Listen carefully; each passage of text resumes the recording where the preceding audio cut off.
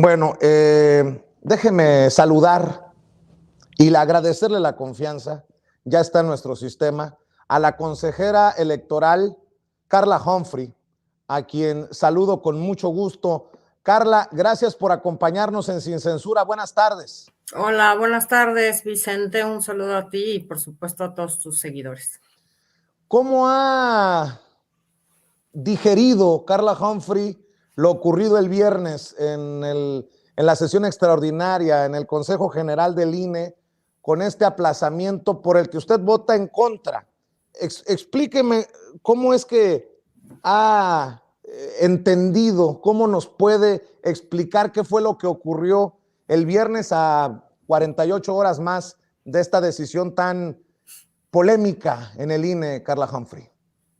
Bueno, la verdad es que fue un proceso largo desde que se solicitó el presupuesto, desde que se otorgó con un recorte bastante importante, en el que nosotros habíamos planteado que podía haber la posibilidad, y así lo establece la Constitución, de que cada año pueda haber consulta popular o revocación de mandato.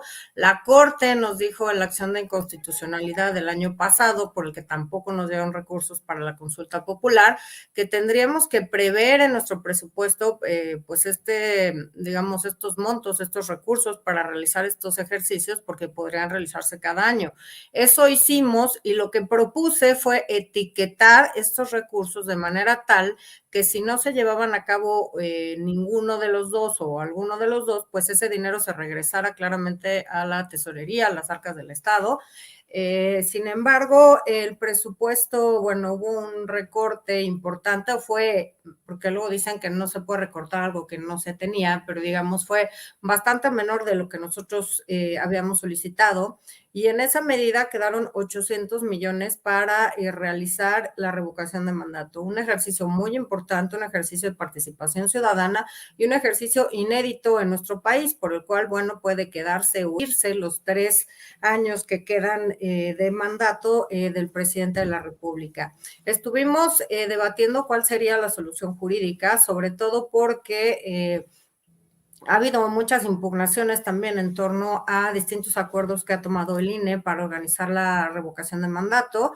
Uno de ellos respecto al uso de aplicaciones electrónicas para recabar las firmas, y el otro, bueno, y en este caso además la Sala Superior determinó que tenemos que darle la misma opción a que las y los ciudadanos determinaran si podían hacer esta recopilación de firmas en papel o en medio electrónico.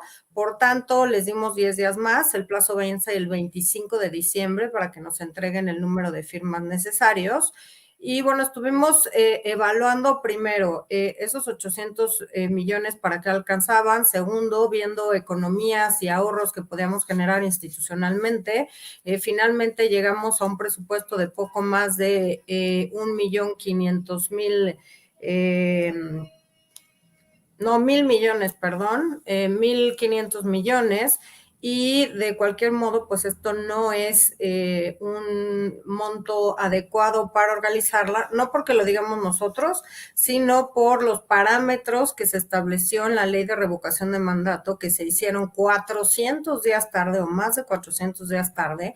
Nosotros tuvimos que aprobar unos lineamientos previos justamente a la revocación, a la que estuviera la ley, a la expedición de la ley de revocación de mandato, y establece cosas muy claras, por ejemplo, que se tiene que instalar el mismo número de casillas que en la elección anterior. La elección de este año, que hemos dicho muchas veces que fue la más grande de la historia, hubo más de 161,000 casillas que se instalaron en territorio nacional, y eso evidentemente tiene un costo importante por las mamparas, las urnas, las y los funcionarios de casilla, la capacitación, las insaculaciones que se tienen que hacer, y por supuesto además del material electoral, tanto las boletas que se tienen que imprimir en papel seguridad traído desde Chihuahua en carretera, que para esa elección utilizamos 677 toneladas de papel seguridad, más por supuesto todos los materiales electorales, las actas de escrutinio, en fin, todos los documentos que tienen que estar el día de la jornada electoral en una casilla, y por supuesto además pues la distribución a todo el país desde Talleres Gráficos de la Nación de todos estos materiales para que las y los presidentas de mesas directivas tengan todos estos elementos. Y creo que otro de los temas es que establece cuántos números, cuál es el número de funcionarios de mesa directiva que tiene que haber. Establece algunos parámetros que son difíciles de cumplir o muy difíciles de cumplir con el presupuesto que se tiene hasta ahora. Creo, y así lo dije y así lo platiqué con el presidente del instituto, que no era momento de llevar a Consejo General este acuerdo.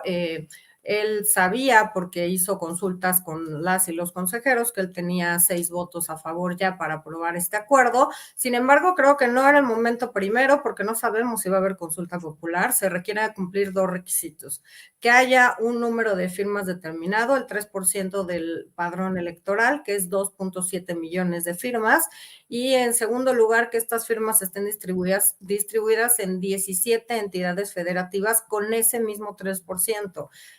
Por eso la Corte, incluso en un incidente de suspensión, pues nos niega la suspensión del acto respecto al presupuesto que no nos fue otorgado para este ejercicio, puesto que todavía no se actualiza, digamos, la situación que pueda afectar al Instituto Nacional Electoral en el sentido de tener que organizar una revocación de mandatos sin los recursos.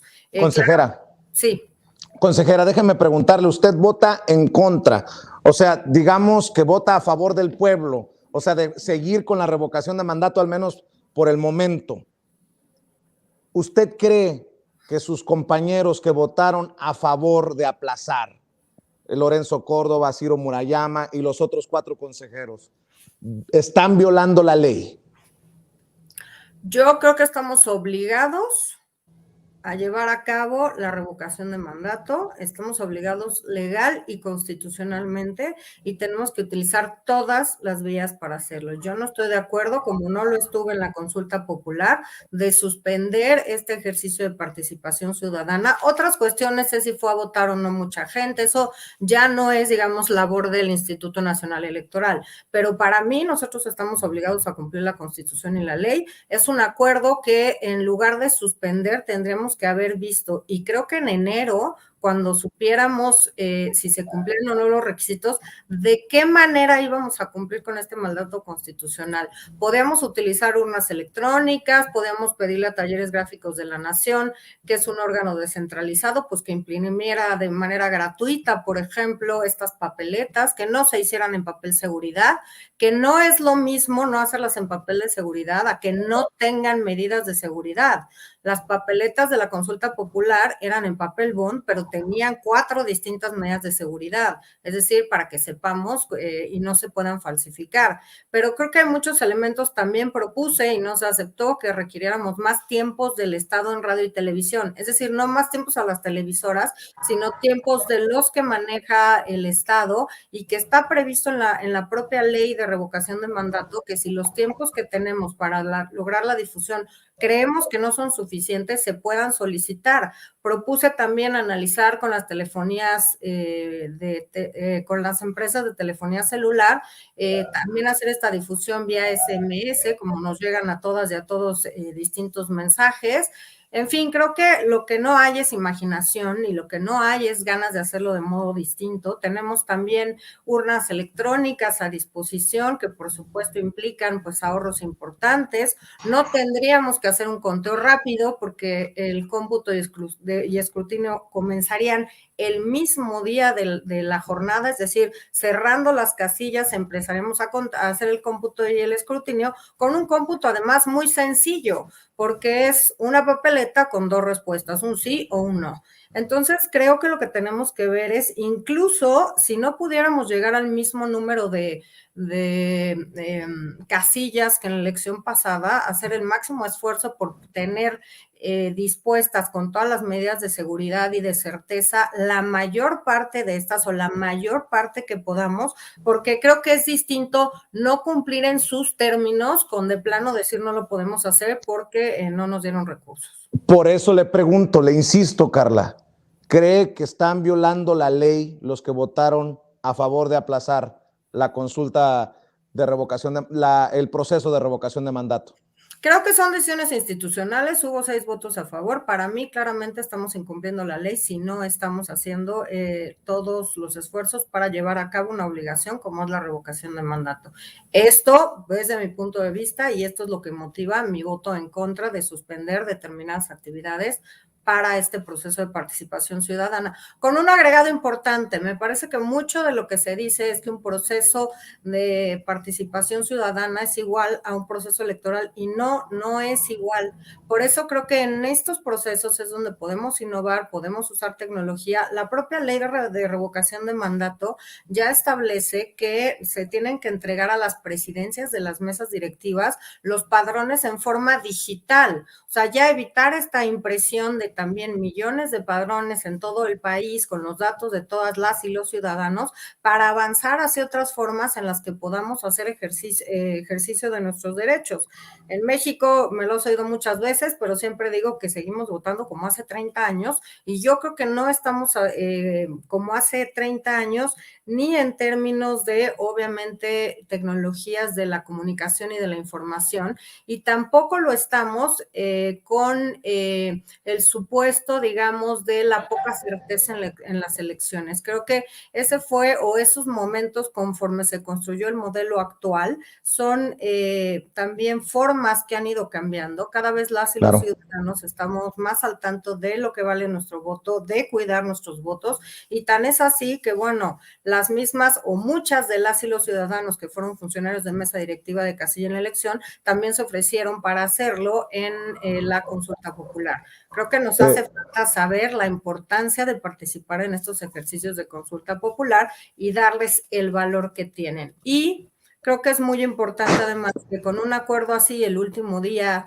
digamos el viernes que tuvimos esta sesión maratónica, pues se pueden cerrar vías de diálogo con las que creo que todavía podíamos haber transitado, tanto en el Ejecutivo Federal como en la Cámara de Diputados y Diputadas para lograr una mayor asignación de recursos para este ejercicio ciudadano. Consejera, hace unos minutos dice usted que Lorenzo Córdoba estuvo consultando el tema previamente con los consejeros, estuvo cabildeando el consejero presidente del INE para que se votara a favor de aplazar la revocación de mandato. No, tuvimos reuniones o hubo reuniones, yo no pude asistir, pero hubo reuniones en torno a qué podíamos hacer respecto al tema de revocación de mandato. Hubo distintas opciones para intentar reducir costos, hacerlas más asequibles, más baratas, en fin. Y al final el consejero presidente lo que quería saber es cuál era la posición que tenía. Primero, preguntar si se vería en esta sesión de consejo. Segundo, las opciones que había respecto a realizar la revocación de mandato. Y tercero, pues él también, pues como presidente del instituto, ver cuál era la posición mayoritaria de si se iba o no a consejo el viernes. Y hubo más votos porque se pusiera este acuerdo a consideración de las y los consejeros el viernes pasado. ¿Existe la posibilidad, por ejemplo, de que la revocación de mandato, esta consulta, se haga el día de las elecciones el próximo año?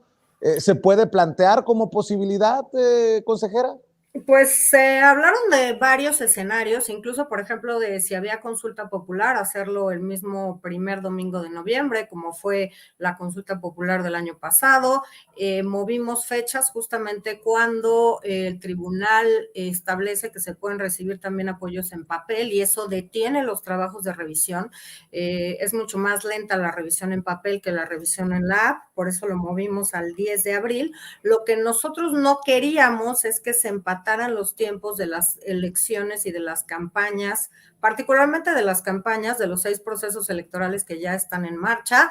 Habrá, digamos, por decir, un empalme, unos días, 4 o 5 días, si la revocación de mandato se lleva a cabo el 10 de abril, pero pues lo que queríamos y lo que dice la ley es que nos da un plazo determinado después de la emisión de la convocatoria para llevar a cabo este ejercicio. Desde mi óptica, no sería factible hacerlo el día de la jornada electoral.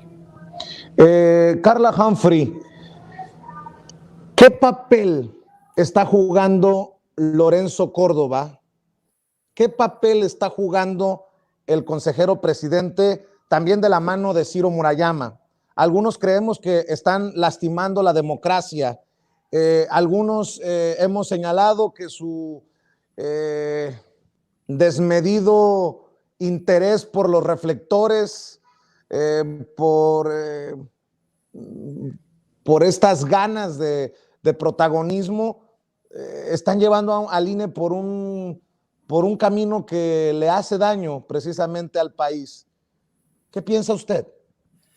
Te lo contesto de este modo. Creo que el INE y bueno, los consejeros que llevan más tiempo, claramente los dos que mencionaste entre ellos, pero bueno, hay al menos otro, tienen un escenario en el que ya no quieren salir de la zona de confort, ya no quieren hacer las cosas distintas, ya no quieren pensar en la ciudadanía y ver cuáles son las formas de potenciar el voto, potenciar que la gente participe, acuda a votar, acuda a estos ejercicios de participación ciudadana. Desde agosto del año pasado propuse, cuando aprobamos el presupuesto, la creación de una comisión de innovación y modernización que han bloqueado por todos los medios y se llevan a que lo estudie el secretario ejecutivo, que es que hay muchas áreas que tienen competencia, pero no hay un esfuerzo institucional por encabezar un tema de hacer procesos electorales más cortos, abaratar elecciones, acercar a las y los ciudadanos que puedan ejercer su voto. Por ejemplo, ahora vamos a hacer una prueba piloto de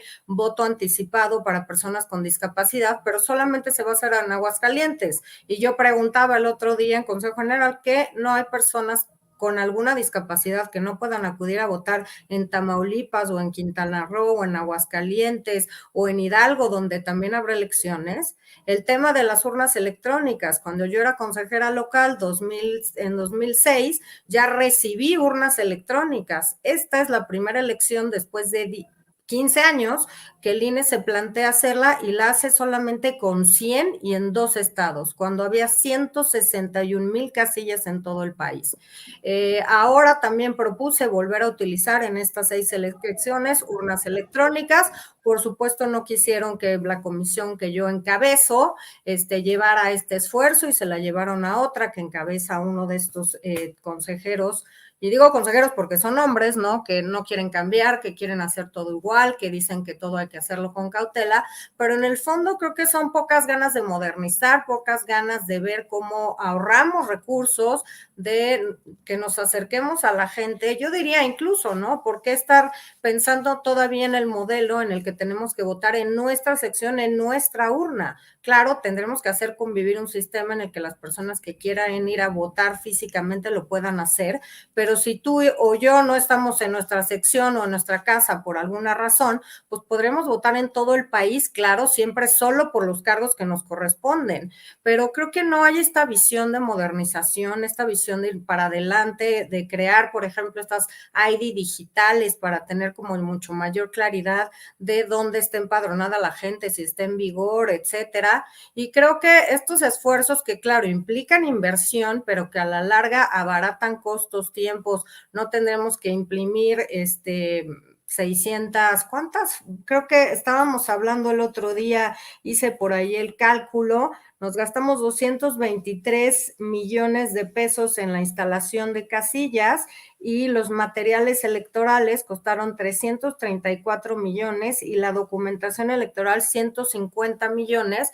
Esto obviamente todo en papel y yo sí veo que no hay un ánimo de avanzar. Te consta que en los temas de paridad fue todo un tema y quienes bloqueaban insistentemente, claro, no de cara a las cámaras, no de cara a la prensa, no de cara a las mujeres, por abajo, en lo obscurito, iban y les decían a los partidos que ellos propusieran bajar los acuerdos respecto de paridad y que ellos los iban a apoyar y quienes acaban votando pues son siempre los mismos en contra, ¿no? Entonces no quieren cambiar, no quieren oír propuestas, no quieren modernizar y no me refiero solo a la forma en la que votamos, se pueden modernizar muchos procesos internos que creo que tampoco se ha querido, se habla de es competencia de una comisión o de otra, o sea, a mí me da igual de quién es competencia, finalmente es competencia del Instituto Nacional Electoral y es obligación de nosotros. los acuerdos importantes van a Consejo General y es ahí donde tomamos decisiones. Entonces, creo que hay poca apertura a ver un instituto. Si cada vez vamos a ser más millones de mexicanos, pues en este modelo cada vez vamos a tener que tener más casillas, más boletas, y obviamente más gastos. La gente está muy molesta con un INE tan caro, Carla Humphrey.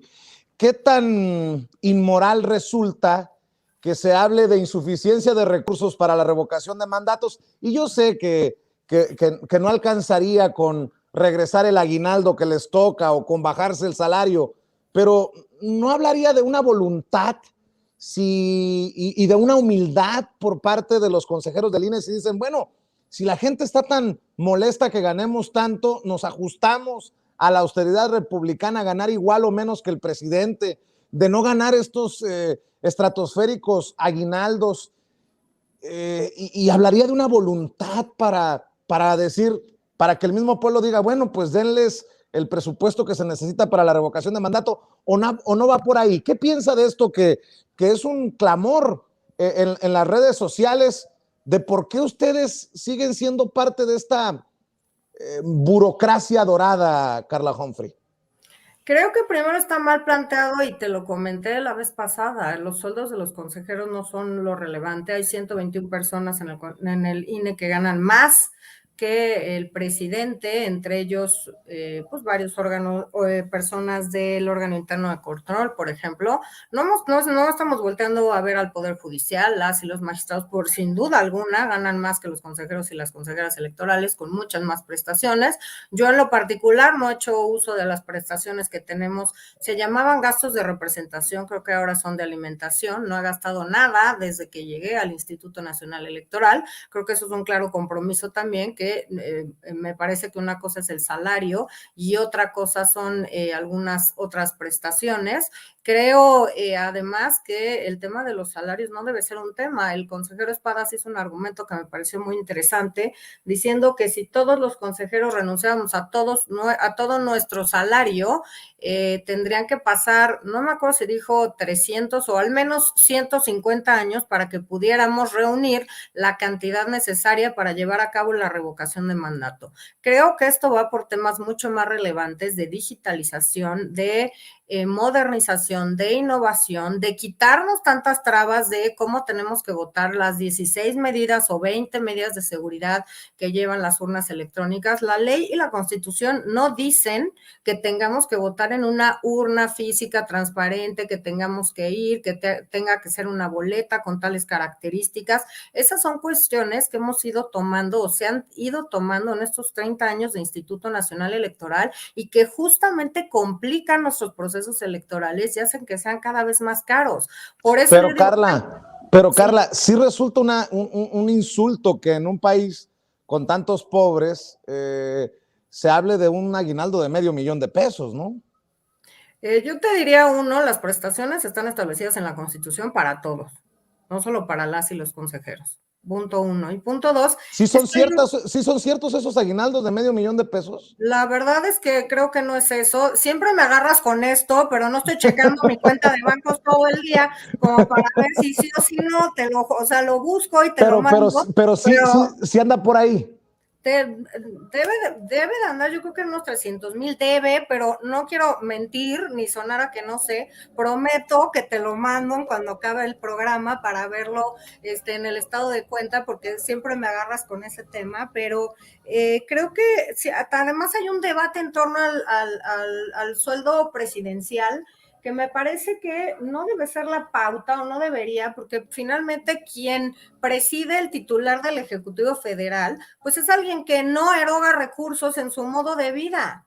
Es decir, no paga luz, gas, agua, va al súper, etcétera, ¿no? Pues como todos tenemos que hacer con nuestro sueldo. Entonces creo que es un falso debate esto de si los funcionarios ganan o no ganan tanto, y creo que se ha enfocado particularmente en las y los consejeros del INE y no se ha voltado a ver a otras áreas, que tampoco me quiero meter a tener conflictos con otros poderes, pero que claramente ganan mucho y muy por encima de nosotros.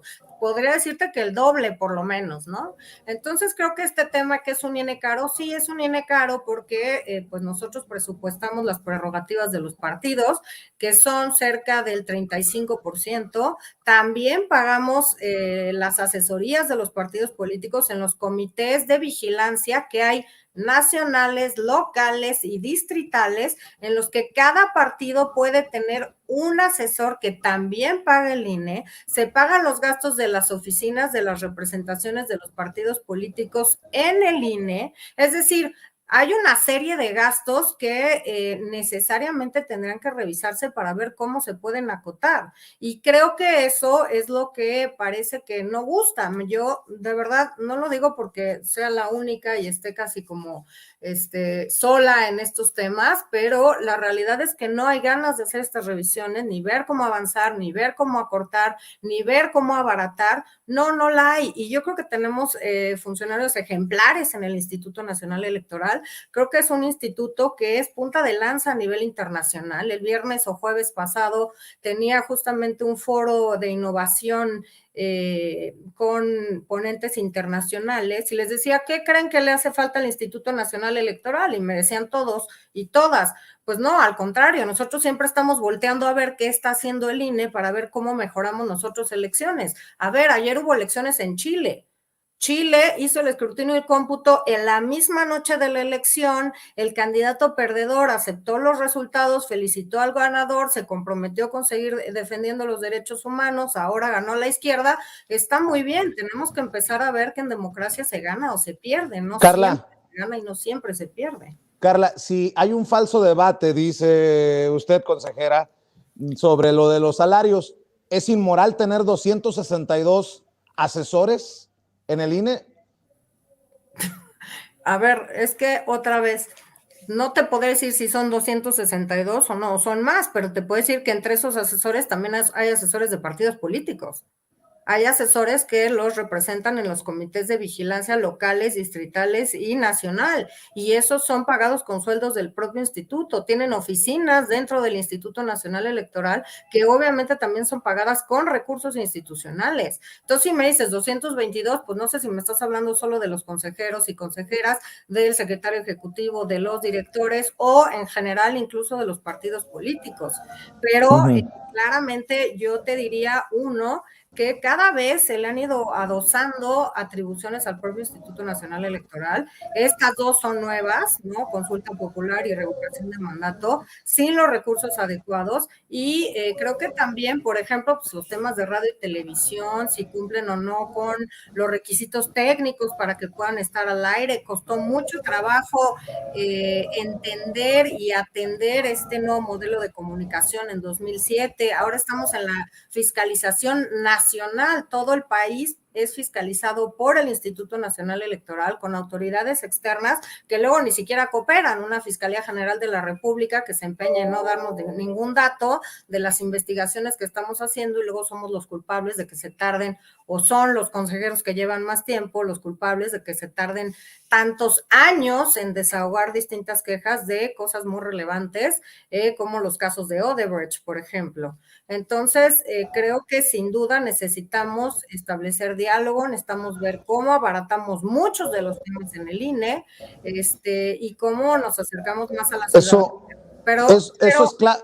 Perdón, Carla, eso es clave para mí, porque lo he reconocido públicamente, que la vi, consejera, exhibiendo a sus compañeros, porque usted buscó cómo sí y ellos explicaban por qué no, y ganó el por qué no, y desafortunadamente no el cómo sí.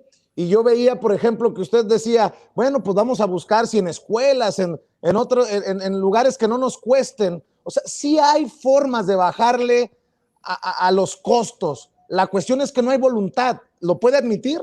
Sin duda alguna, hay muchas formas de abatir costos y no hay voluntad. Los mismos centros de votación, ¿no? En muchos países se utilizan y se usan escuelas y cada salón es una casilla distinta, etcétera. Pues yo creo que hay muchas cosas que tenemos que repensar, hay muchas cosas que requerirían reformas legales, pero hay muchas otras que podemos ir implementando y que ya están avaladas incluso por jurisprudencia de la Corte y por sentencias de la Sala Superior como el uso de distintas tecnologías, digamos, de votación electrónicas que podríamos empezar a utilizar. Entonces, creo que si el INE se tarda 10 años en autorizar el voto desde el extranjero por Internet, que lo hicimos en la Ciudad de México en el proceso 2011-2012, pues la verdad es que vamos muy lentos en cómo queremos reformular y cambiar este sistema electoral que en efecto es caro y va a ser más caro si somos más mexicanos y si no cambiamos de contexto y de formas en las que podamos ejercer nuestro voto. Entonces, sin duda hay formas de abaratar y sin duda hay resistencias internas muy importantes para no cambiar ni una coma, nada, ni siquiera arriesgarnos a ver otras.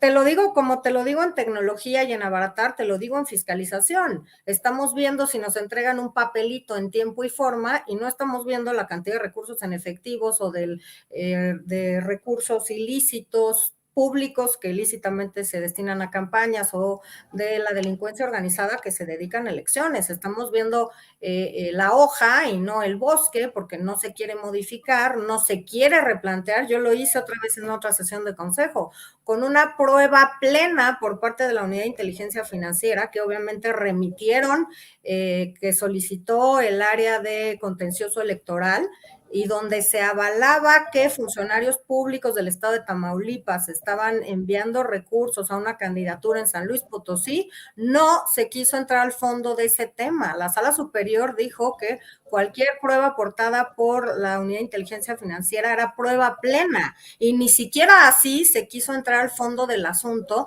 para ver si había recursos públicos que se destinen de otros estados a campañas en otras entidades federativas.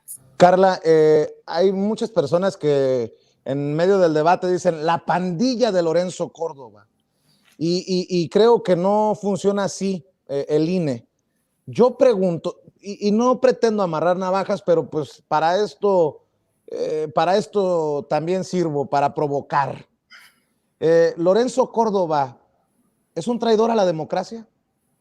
Yo no veo a Lorenzo como traidor a la democracia, pero sí veo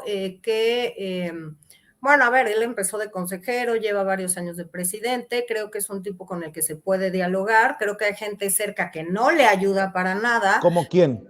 pues como Ciro Murayama, por ejemplo, como el consejero Ruiz Saldaña. Sí me parece que ya tienen una dinámica en la que llevan muchos años juntos. Y aquí sí me pregunto, y lo digo así porque me lo he preguntado con gente cercana, ¿no? ¿Vale la pena, claro, este tema de que se vaya refrescando la integración por etapas? Pero, por ejemplo, yo que llevo un año o menos un año y medio casi, pues claramente todas las direcciones o la mayoría ya fueron nombrados por ellos, la mayoría de las personas que pertenecen a los organismos públicos locales. ¿Hay una mafia en el INE entonces? Creo que hay un grupo ya bastante armado, con bastantes formas en las que quieren tomar decisiones y cuando algo o alguien es disruptivo o presenta opciones o se queja de cómo se toman o no les parece, etcétera, pues es alguien primero que quieren ir aislando o que quieren ir silenciando o que quieren irle quitando proyectos. Te recuerdo, en el mes de agosto estaban nombrando las presidencias de las comisiones, se supone que me hubiera tocado la de fiscalización.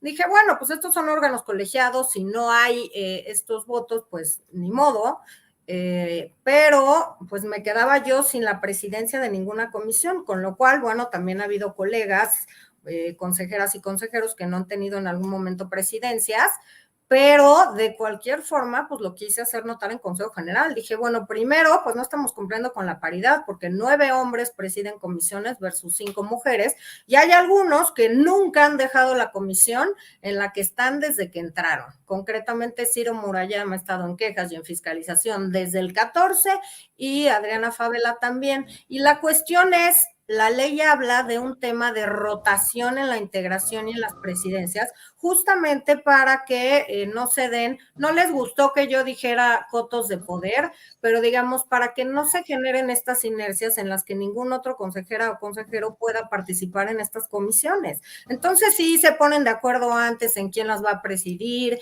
a quién van a dejar fuera, qué propuesta le van a hacer caso. Incluso en la sesión del viernes yo había propuesto esto de solicitar más tiempos de radio y televisión al Estado y también ver otras formas de difusión de la revocación de mandato como SMS, y un partido político pidió a los consejeros que se manifestaban si estaban pues de acuerdo con estas propuestas que le parecían interesantes.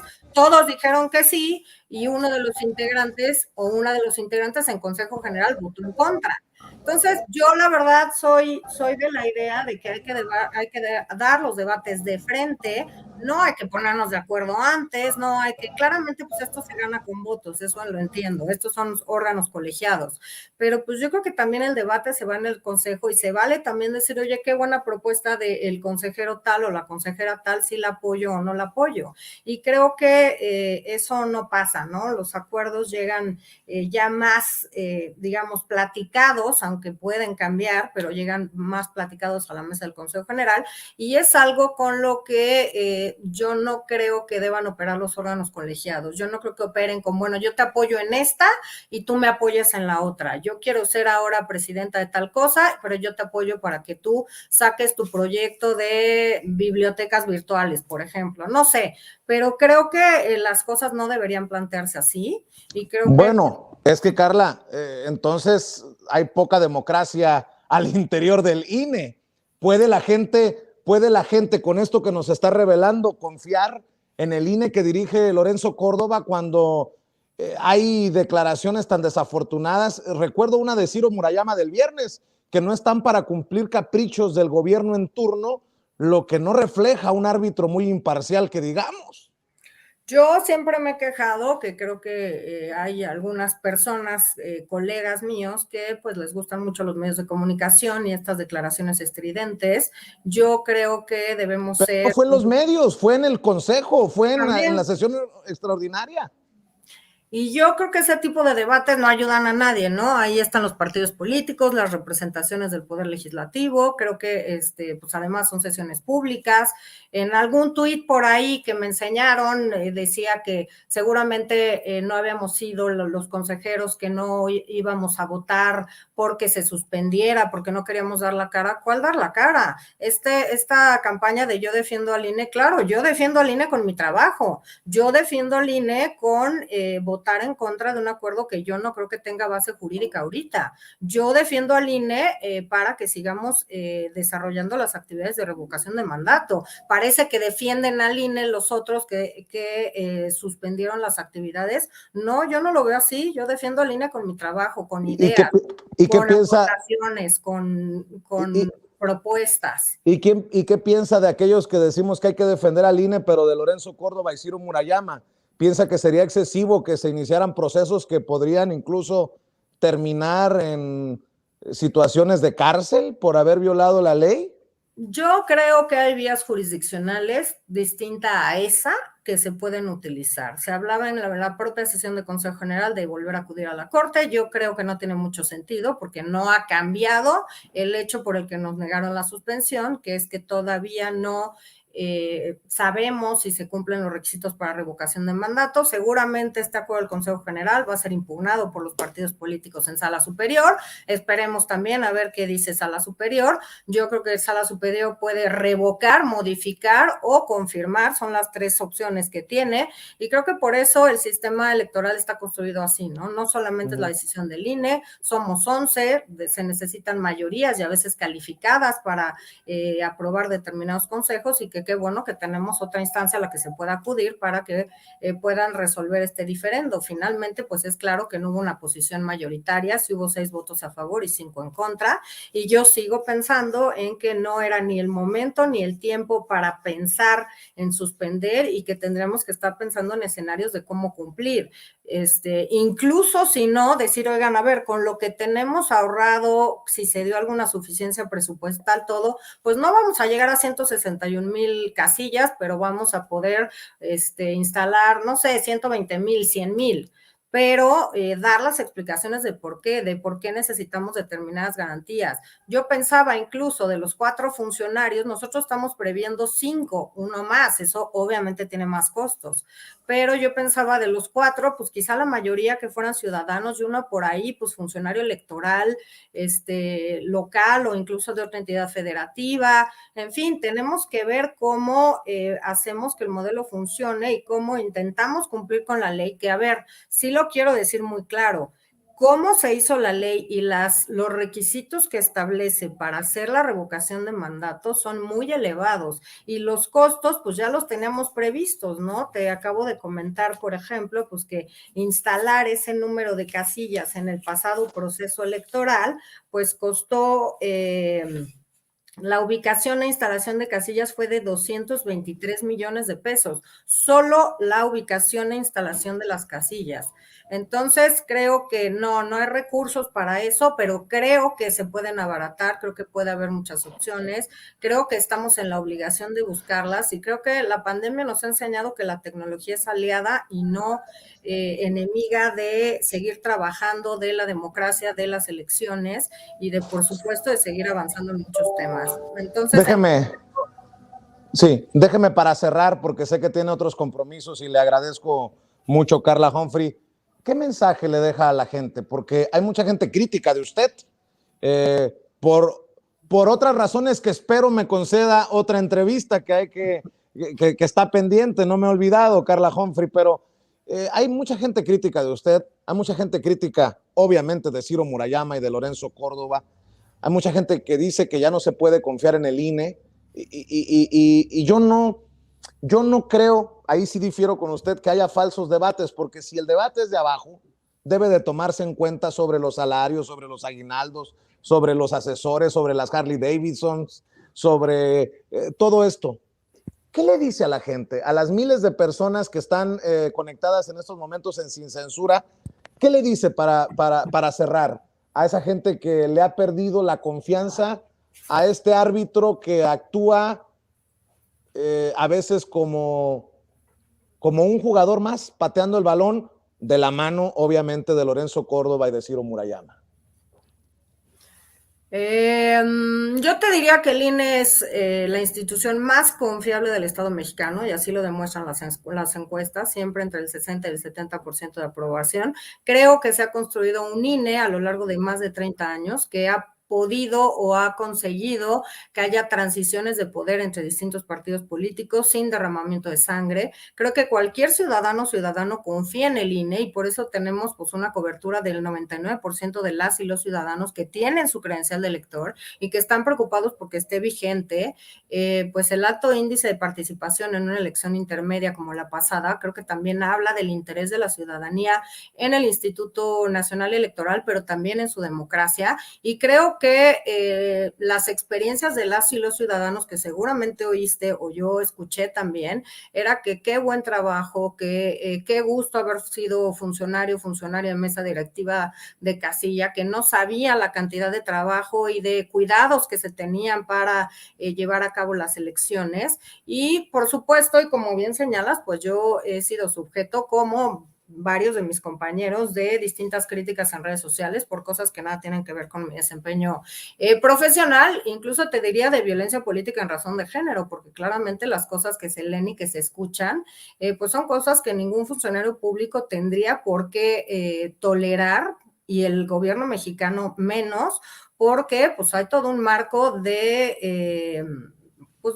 digamos, de leyes reformadas para combatir la violencia de género primero y la violencia política en razón de género después. Entonces, te diría que si se cuestionan nuestros planteamientos, nuestras intervenciones. ¿Se ha excedido el presidente? ¿Se ha excedido el presidente? Yo lo veo más en cosas que de repente leo o que me acercan en redes sociales y etcétera, y que digo, wow, o sea, y te lo digo así de claro, cuánta, perdón, vulgaridad cabe en 140 caracteres, porque lo mismo le puedes decir a un funcionario y decirle, oiga, no me parece su trabajo, su propuesta esta me parece malísima, yo creo que el INE debería voltear a las elecciones, por ejemplo, de Chile, donde pasa tal cosa, o las de Paraguay, que también se utilizaron urnas electrónicas, o las de Brasil, que llevan 25 años en el tema de urnas electrónicas, en ¿Usted, fin. usted respalda la idea de la crítica del presidente? ¿Usted está de acuerdo con que el presidente se posicione así como se posiciona contra el INE? Hoy habló muy duro sobre Lorenzo Córdoba. Yo creo que el presidente, como cualquier ciudadano y ciudadana de este país, tiene derecho a la libertad de expresión y tiene derecho, por supuesto, a opinar lo que se quiera. Yo creo que cada quien tenemos puntos de vista distintos, tenemos que manifestarlo y creo respetuosamente porque ese es el país que queremos, un país en el que no nos sintamos violentados ni agredidos, sino que podamos compartir y podamos, sí, compartir los puntos de vista que cada quien tenemos. Yo no me siento criticada ni violentada por lo que señala el presidente de la República. Lo digo más, creo que hay una violencia mucho más clara en redes sociales, mucho más claras en estas granjas de bots que surgen y que dicen cosas impensables o que por lo menos a muchos de nosotras y de nosotros no se nos ocurriría escribir en una red social, pero yo no tengo ningún problema con el debate y el debate duro y ríspido y rudo, por llamarlo en un sentido, y creo que hay que escuchar también otras opciones y otras formas de hacer las cosas, y creo que en ese sentido, pues las expresiones del presidente de la República para mí son tan respetables como las de cualquier otra persona que justamente con respeto, pues haga estos planteamientos. Incluso los que hacen mis colegas, por eso son consejos generales y son públicos, y cada quien tiene un determinado tiempo para plantear sus puntos de vista, puede estar a favor o puede estar en contra, y podemos rebatir y debatir estos puntos de vista, pero pues siempre en un marco de respeto institucional. Pues con mucho respeto, difiero con Carla Humphrey cuando dice que el INE es la institución más confiable del Estado mexicano. Mientras el INE siga de la mano de los Lorenzo Córdoba y de los Ciro Murayama, no puede ir en ese sentido como el que usted aspira y espera, Carla Humphrey.